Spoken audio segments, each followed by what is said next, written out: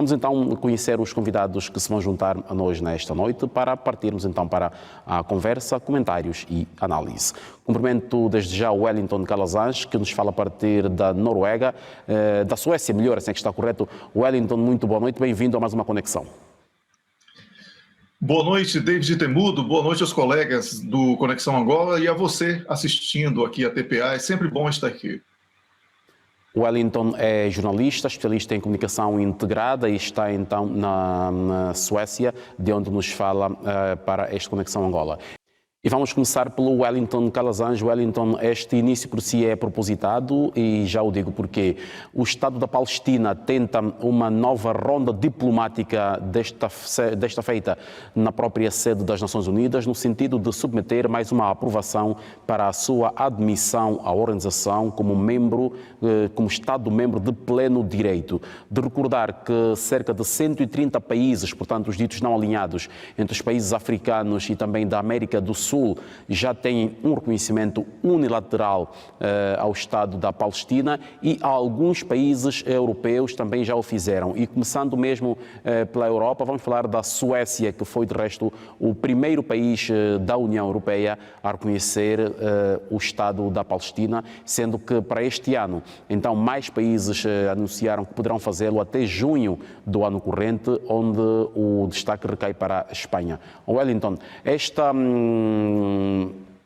investida diplomática da Palestina, o que é que se pode esperar que venha a sair daí em mais uma tentativa de reconhecimento como Estado de pleno direito da Organização das Nações Unidas? David, é uma tentativa de continuar existindo. O que estamos testemunhando nos últimos meses, são 6 meses já, é realmente um genocídio, e são 2,2 milhões de cidadãos que estão sob ameaça.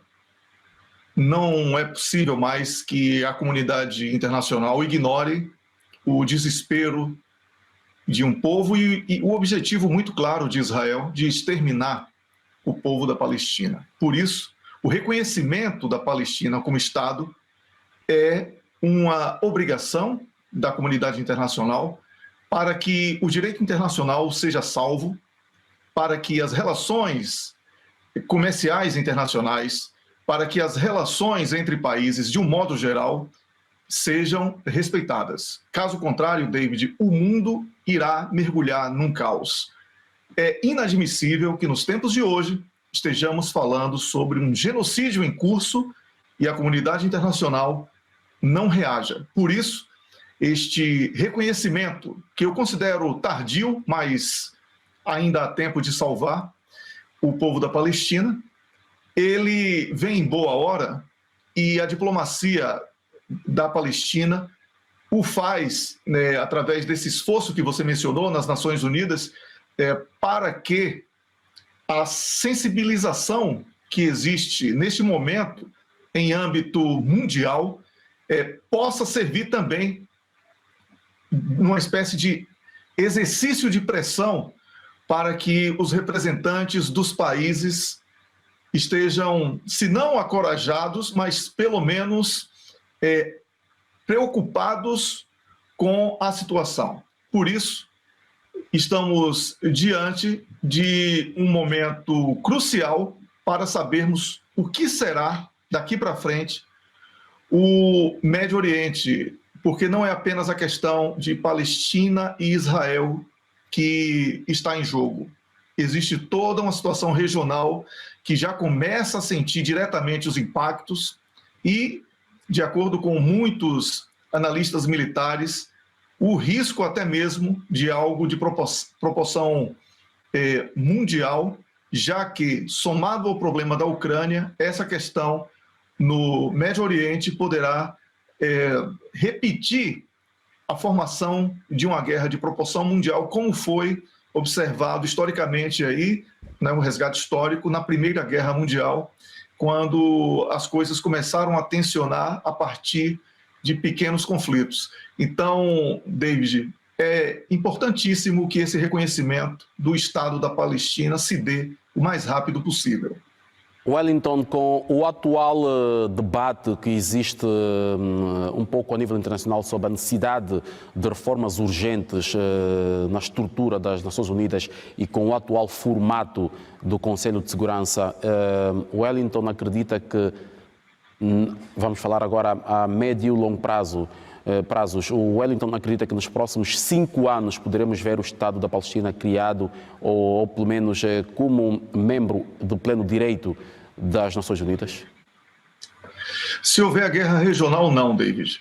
Por isso que Israel tem provocado tanto o Irão para que o Irão reaja e uma guerra regional possa eclodir, e com isso os países que estão hoje pressionados pela ação, não vou dizer unilateral, porque existe o apoio internacional a Israel para que isso aconteça, mas para que Israel assuma sozinho tudo aquilo que está ocorrendo, os países ocidentais que apoiam com armas e outros meios Israel nessa investida, eles possam justificar uma solidariedade a Israel a partir de um ataque iraniano. Por isso, eu só acredito que a formação de um Estado da Palestina seja possível nesse médio prazo que você mencionou, se não houver uma guerra regional, uma guerra que está sendo provocada de todas as maneiras, David.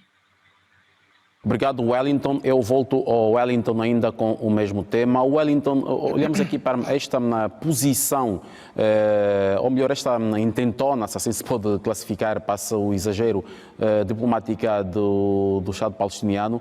Desde logo olhar aqui novamente para o desaparecimento físico de Yasser Arafat.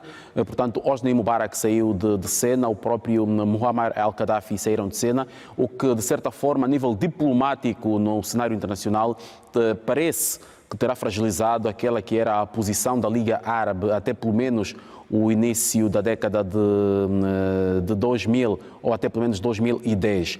Entretanto, emergiram outros players nesta região, o caso, por exemplo, do Qatar, que tem dado cara e voz a muitos assuntos da região e tem sido um interlocutor válido, sobretudo com o Ocidente, para tratar de assuntos da região, quando esse papel era primordialmente desempenhado pela Arábia Saudita, que é, como se sabe, um parceiro privilegiado dos Estados Unidos naquela região. E também a própria Síria, que está fragilizada, e agora, depois da fragilização da Síria, aparece então aqui a Turquia. Mas não se consegue encontrar aqui uma voz única, como se ouvia da Liga Árabe, no sentido de se dar maior proteção a esta pretensão da Palestina, no sentido de se tornar num Estado de pleno direito da ONU. David, as questões econômicas impedem que esse tipo de solidariedade seja manifestada de uma maneira mais rígida.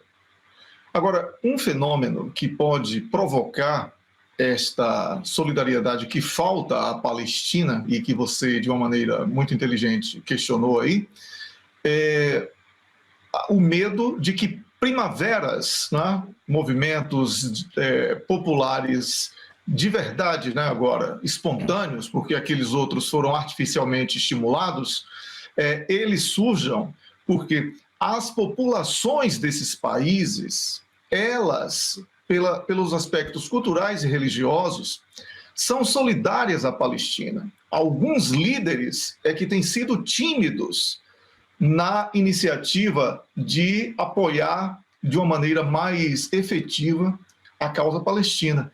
Por isso, David, as provocações a Israel, que eu mencionei há pouco, de Israel ao Irão, que eu mencionei há pouco, elas são provocações que visam o caos regional para evitar esta organização dos países da região, todos convergindo contra Israel, porque seria o movimento natural de líderes e até mesmo de dinastias que se sentiriam ameaçados pela possibilidade de revoltas populares e mudança de governos, na expectativa de que sejam implementados governos que possam ser mais rígidos contra Israel em função dessa solidariedade popular pelas vias da religião e pelas vias da cultura, que são marcantes, não é, entre esses povos. Então, David, eu vejo que o Irão, que está sendo bastante aconselhado pela Rússia e também pela China, de uma maneira mais discreta, mas também pela China, vai, uma expressão popular, e eu peço até desculpas, mas é para que a comunicação seja estabelecida para todos, o Irão vai engolir alguns sapos, não é, antes de ter que reagir, porque ainda que o povo da Palestina esteja sendo sacrificado e não possa esperar com tanto sofrimento, a pressão contra Israel e contra os países ocidentais que fingem estarem chocados com tudo que está acontecendo, mas continuam dizendo que vão apoiar incondicionalmente Israel, essa pressão ela também é muito grande e tende a mudar o cenário vigente. Então, é algo que transcende a presença de um ou outro país como o novo centro das decisões ou da moderação, David. Eu vejo como uma questão que, inclusive, tem sido mencionada de uma maneira preconceituosa pela imprensa, de que o fim do Ramadão poderá abrir uma temporada de ataques terroristas, como se houvesse alguma relação entre religião e terrorismo. Isso não existe e é bom que isso seja cortado, porque todas as religiões e povos devem ser respeitados. Não existe povo terrorista. Não é? Então, e também um pequeno reparo aqui no comentário do professor, que eu respeito muito, mas o Hamas não pode ser considerado apenas um grupo terrorista. Essa é a visão ocidental da coisa. É um grupo que, inclusive, entrou na política. Entrou na política e tem representação de mais de 50 mil filiados diretos. Mas é importante que isso seja dito, porque essa é uma propaganda que facilita muito o trabalho de Israel contra mulheres, crianças e idosos, sob a alegação de que são todos terroristas. É muito delicada a questão e exigiria um programa somente com esse tema, David. Professor? Sim. David, posso continuar? Faz favor, Wellington, faz favor. Eu só gostaria de falar o seguinte, qual é a diferença entre quem pratica atos extremos na crença de que irá encontrar 50 virgens no paraíso e quem pratica atos extremos na crença de que é um povo escolhido? Tudo é terrorismo nesse caso. E nesse aspecto estamos de acordo, professor Almeida, porque o povo da Palestina não tem mais o que esperar, não tem mais tempo. E é preciso que o foco seja parar Benjamin Netanyahu nessa sua investida insana de aniquilar 2,2 milhões de palestinianos. Obrigado, Wellington, então, por este ponto de esclarecimento, aqui depois também do ponto de ordem pedido e também usado aqui pelo professor Matias, justamente para perceber aqui o papel do Hamas neste conflito recente e antigo ao mesmo tempo, mas cuja conflitualidade mais recente dura já há 6 meses, com cerca de 33 mil mortos do lado da Palestina, contra cerca de 1.500 mortos contados do lado israelita. Uma situação que eclodiu no passado 17 de outubro do ano passado, quando comandos do Hamas atacaram posições israelitas em território israelita, o que desencadeou então nesta mega operação militar do Estado israelita contra este grupo que controlava a faixa de Gaza. Wellington, no terreno as operações continuam. A OMS diz que o maior hospital de Gaza é hoje um cemitério. A situação humanitária no terreno é deplorável, dizem os relatórios de todas as ONG que trabalham naquela região e todos quantos querem ajudar o Estado palestiniano, sobretudo o povo palestiniano com ajuda humanitária, mas que não conseguem por conta da posição de Israel. Esta semana vimos um mudar de tom entre os Estados Unidos e Israel, portanto os Estados Unidos a insistirem que Israel deve garantir um cessar-fogo para que a ajuda chegue aos palestinianos e sobretudo a pedir que Netanyahu pare na sua ideia de fazer um novo ataque junto à fronteira com o Egito. Mas, David, não é uma questão de pedir, é uma questão de exercer o poder. Essa guerra não é nem guerra, esse massacre contra o povo da Palestina por parte de Israel só acontece porque existe o apoio de Estados Unidos, Alemanha, Reino Unido e França, em especial, esses 4 países, mas não apenas esses. Se houvesse uma chuva de, vamos dizer, sanções, não é? Porque é a grande arma ocidental quando o desafeto é verdadeiro. Então, duvido muito que, pesando no bolso e com todas as punições que decorrem de sanções, Israel continuasse.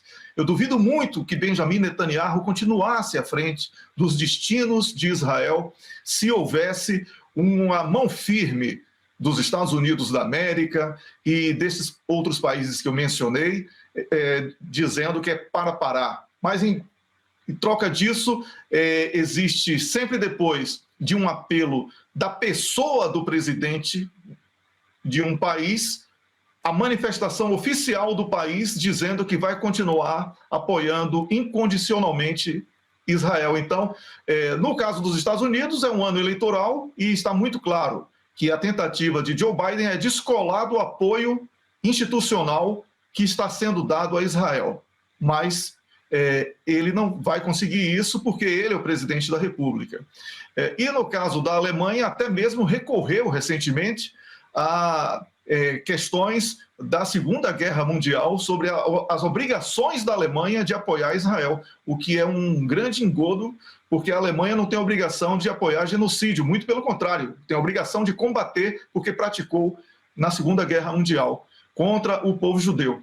E por isso, David, eu vejo tudo com muita preocupação, porque nesse jogo de palavras e nesta tentativa de burlar a opinião pública internacional, cada minuto que passa, mais e mais civis inocentes são massacrados, morrem de fome, hospitais são destruídos, campos de refugiados são destruídos, toda ajuda humanitária é vetada, é barrada, e todo o festival de horrores que temos assistido é uma verdade que só é amplificada todos os dias. Por isso, é preciso que os países abandonem a hipocrisia e passem a atuar com bastante contundência contra aqueles que lideram este genocídio de Israel contra o povo da Palestina. Obrigado, Wellington. Então, este é um conflito para já que vamos continuar a acompanhar. Os desenvolvimentos são vários.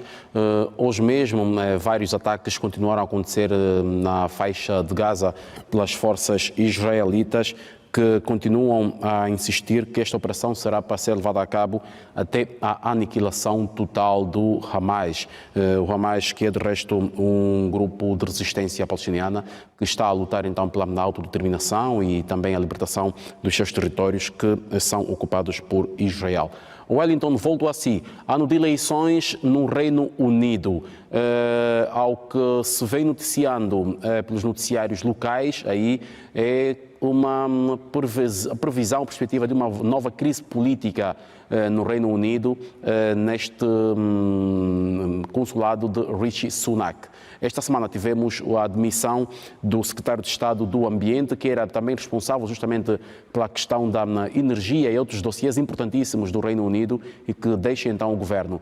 As legislativas deverão ter lugar ainda este ano, quando forem convocadas pelo primeiro-ministro, mas as locais ou autárquicas já têm data marcada, portanto deverão acontecer muito brevemente, e é o que se sabe é que muitos dos deputados do Partido Conservador no governo, portanto, não têm a reeleição garantida.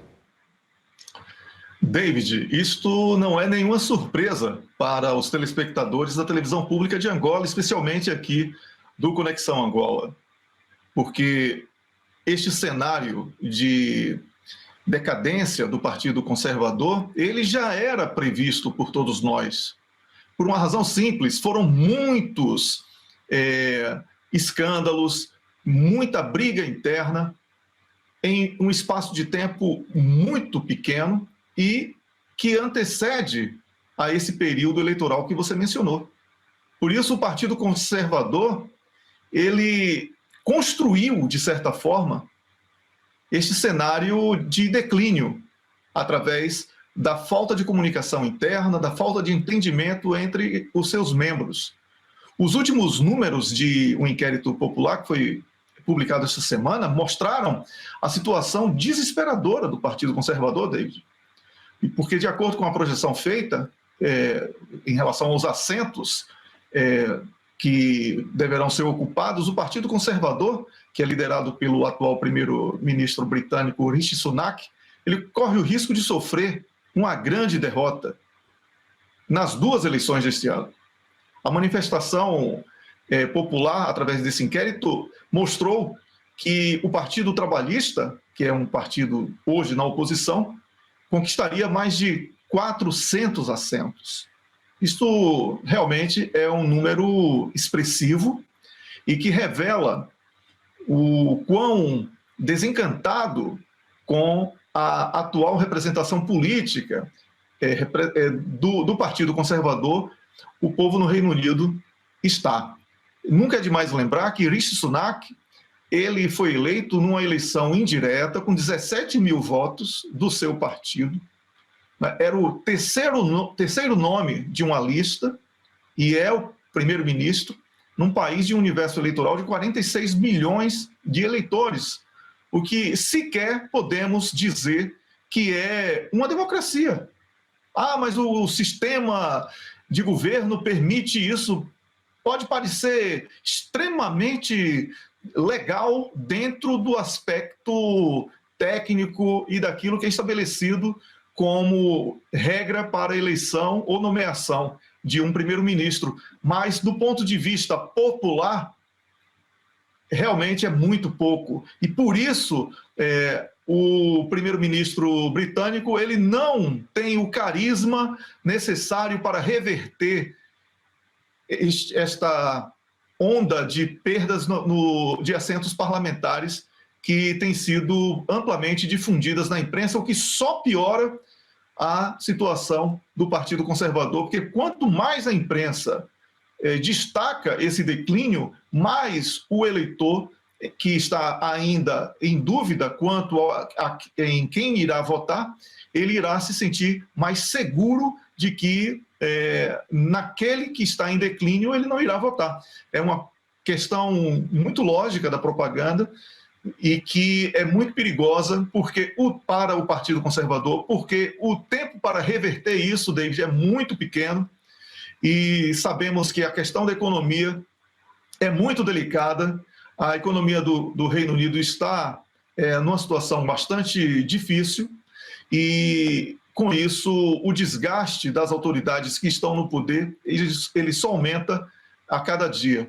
Por enquanto é isso, David. Volto ao Wellington. Wellington, o Partido Trabalhista teve primeiros ministros aqui, lembrar de Tony Blair e também Gordon Brown, e depois, nos últimos 14 anos, é dos conservadores. Mas apenas David Cameron conseguiu cumprir 5 anos do mandato, sendo que no segundo saiu logo no primeiro ano de mandato. Aqui lembrar que Cameron assumiu em 2010 e saiu em 2015.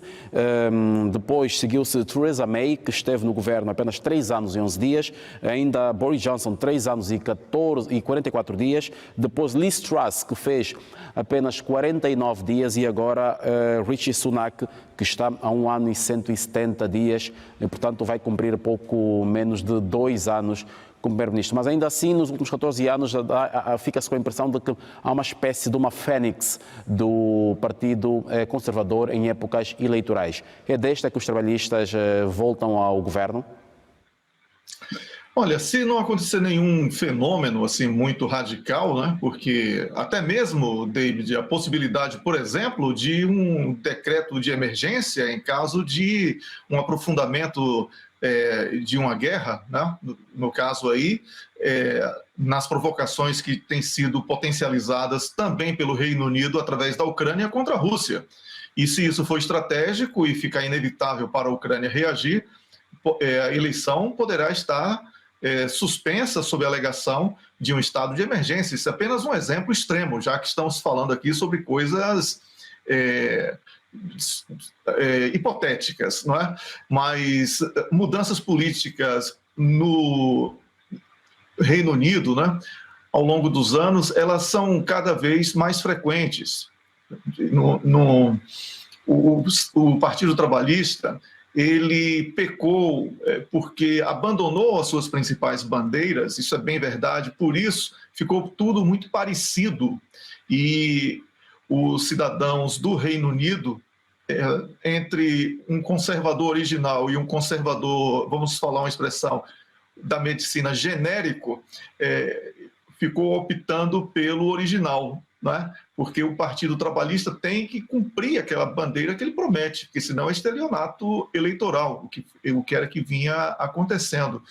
Mas, atualmente, a autoridade do primeiro-ministro britânico Rishi Sunak vem enfraquecendo, especialmente após uma reviravolta caótica em relação às metas de líquidas zero, né, que ele prometeu, e Sunak, que foi visto por ser um banqueiro como uma pessoa que iria resgatar aquela competência que foi vista num determinado momento em Margaret Thatcher, não como ela deixou, mas como ela chegou ao poder, ele aos poucos começa a ser repudiado, né, dentro do partido, inclusive, mas sobretudo pelos cidadãos, e com isso vem perdendo este apoio político. Por isso, a política não deixa vácuo. O Partido Trabalhista, muito mais por incompetência dos conservadores, poderá voltar ao poder, mas não por mérito, porque é um partido que também é bastante ambíguo. Sendo que atualmente vamos acompanhando um pouco por quase toda a geografia democrática, se assim se pode dizer, há cada vez mais uma aposta no voto contra. Wellington, vamos olhar então para os Estados Unidos da América, também em ano eleitoral. Joe Biden, das várias aparições que vem fazendo quanto àquilo que é a posição dos democratas sobre a política internacional, internamente agora vira-se para os jovens e sabe-se que, a par da questão do sistema de saúde nos Estados Unidos, outra grande fatura com que as famílias têm que lidar é justamente o pagamento do ensino universitário, pelo que muitas famílias endividam-se para formar os seus filhos, e Joe Biden veio então esta semana anunciar o perdão da dívida de cerca de 3 mil jovens universitários. Olha, David, eu vou deixar ser induzido aí pela sua associação entre o ano eleitoral e esta medida que foi tomada. Eu considero isso uma maneira quase que declarada de compra de votos, porque essa decisão, se ela tivesse que ser tomada por uma boa fé, ela deveria ter sido tomada há muito tempo, e não agora, faltando poucos meses para o voto. Não é? Porque a maioria dos 277 mil norte-americanos que foram perdoados por dívidas federais, são de estudantes, né, estavam inscritos num plano que foi criado, que é o SAVE, um plano de reembolso que o governo criou, baseado em rendimentos. E este plano, ele foi bastante lento para dar o seu arranque, e por coincidência ele agora, faltando poucos meses e com uma disputa muito grande entre Donald Trump e Joe Biden, que são os dois principais candidatos até aqui declarados, né? Fica muito evidente que foi uma jogada eleitoral, muito mais do que uma ação de governo, mas, obviamente, que os beneficiados diretos por esta iniciativa irão ser eternamente gratos, porque é muito difícil ser estudante nos Estados Unidos da América com a certeza de que vai, depois que concluir a formação, trabalhar por praticamente toda uma vida para pagar aquele empréstimo. Não é? Então, David, não podemos deixar também de ver o lado positivo da coisa. O copo meio cheio aí é que são pessoas que realmente trabalhavam apenas para pagar o empréstimo. E o lado negativo disso é que é o copo meio vazio, é que essa iniciativa do governo Biden poderia ter sido tomada pelo menos ano passado, né, para não ficar tão evidente que foi uma jogada eleitoral. Obrigado, Wellington. Wellington, agora de forma muito breve, olhar aqui para a situação da guerra na Ucrânia com a Rússia. Essa questão dos Estados Unidos estarem a transferir armamento iraniano apreendido nas várias operações que vão fazendo para a Ucrânia. Bem, tudo que possa provocar os iranianos será feito. Tudo, não é? O apoio à Ucrânia em si, ele já é muito menor do que aquele que foi dado logo no início do conflito. Por isso, David, eu não vejo como algo plausível que os norte-americanos e também os europeus eles voltem a acolher a Ucrânia da mesma maneira que foi observada no início das operações especiais na versão russa e da guerra na versão da Ucrânia. Portanto, a mobilização ocidental nos primeiros 12 meses desta operação não é a mesma que se observa agora? Não, não é. Não é. Desde até mesmo aqui na Suécia, que agora é país membro da NATO, quando nós andávamos nas ruas aqui de Estocolmo, por exemplo, ou de Gotemburgo, as grandes cidades aqui suecas, você via bandeiras da Ucrânia em praticamente todas as lojas, todas as empresas, pessoas com alguma manifestação de apoio à Ucrânia nas suas roupas e etc. Hoje em dia não existe mais isso. Até mesmo centros culturais ucranianos que foram criados para a integração dos imigrantes ucranianos, eles foram fechados. Então, isso é o reflexo de que não há mais a mesma intensidade no apoio que foi observada no início desta guerra. Eu despeço-me igualmente também do Wellington Calazans, que também esteve conosco aqui neste programa de hoje. Boa noite, Wellington. Obrigado pela presença mais uma aqui em Conexão Angola. Nós hoje ficamos por aqui nesta Conexão Angola e já a seguir vamos para então olhar para uma programação especial que se segue aqui na TP Notícias para a atenção do nosso telespectador. Boa noite, David. Boa noite, professor, e a você assistindo a Conexão Angola. Até a próxima semana.